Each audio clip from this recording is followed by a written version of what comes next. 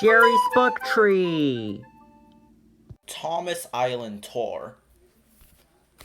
Thomas set out early one morning. He was going with Percy to move trucks at the docks. Cranky was pleased to see the engines working so hard. "That's it," he said. "You'll soon clear the place." "Beep beep," said Thomas and Percy in reply. Just then, the Fat Controller arrived. "Thomas," he said, "please go to Mathwaite Station." "What will I do there, sir?" asked Thomas in surprise. "You will take some inspectors from the railway board on a tour of the island," replied the Fat Controller. "Then bring them to Farquhar Station."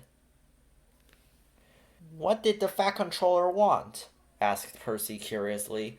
"He wants me to take some inspectors on a tour of the island," said Thomas. Gordon was jealous. "Why would he ask you to do such an important job?" he said crossly. "Because he knows Thomas is the best engine for the job," said James, as he smiled at Thomas. Thomas was coupled to Annie and Clarabelle, and the inspectors climbed aboard.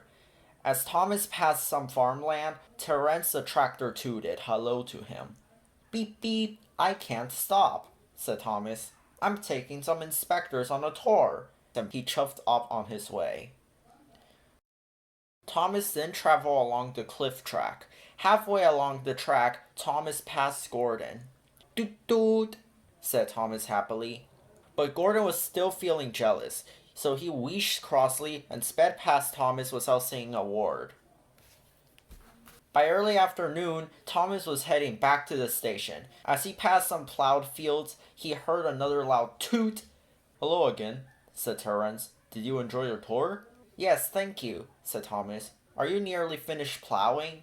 "Yes, this is my last field," replied Terence. Thomas was disappointed when it started to rain. "I hope this bad weather doesn't ruin the trip for the inspectors," he said. "They won't mind. I'm sure they're really enjoying the journey," said his driver. But as Thomas went round a bend in the track, he suddenly had to brake. The rain had caused a landslide. A huge pile of earth had fallen onto the line. Thomas's driver and fireman ran to a nearby house. "We'll call for help and get that mud clear off the track in a jiffy," they said. Workers quickly cleared the track, and before long, Thomas arrived at the station. The Fat Controller introduced the inspectors to Toby, and then he spoke quietly to Thomas and his driver. "Well done for dealing with the landslide so quickly," he said. "Good job."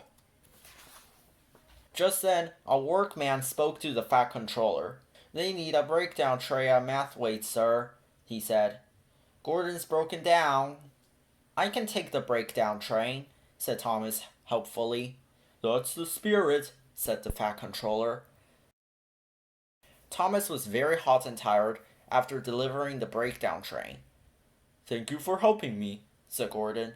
"That's all right," puffed Thomas tiredly. "Time to go, Thomas," said his driver. "We have to take trucks to the quarry and tow James to the station." "Right," wheezed Thomas. "Let's go."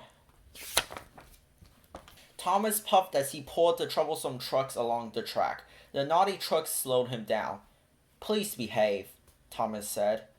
"I've got lots of work to do today." The trucks grumbled, but they stopped bumping into each other, and soon Thomas delivered them to the quarry. Troublesome trucks had made fun of James all day. "Look at our buffer," they yelled. "He's full of steam, but he's not going anywhere." "I'll be glad to get away from them," James said. When Thomas arrived, James rolled to the points to be coupled to him. Then Thomas took him to the station. The Fat Controller was waiting for Thomas. "Well done," he said. "The inspectors were so impressed with your tour that they are putting the Solder Railway forward for the Railway of the Year award." "That's good," yawned Thomas, "but I need a rest now." Thomas was uncoupled from James and went slowly to the engine shed. "Hello," said Elizabeth. "I heard that thanks to you, the railway's up for an award." "Yes," said Thomas as he waited for her to say something rude to him as usual. "What on you?" said Elizabeth. Thomas smiled sleepily. What an amazing day.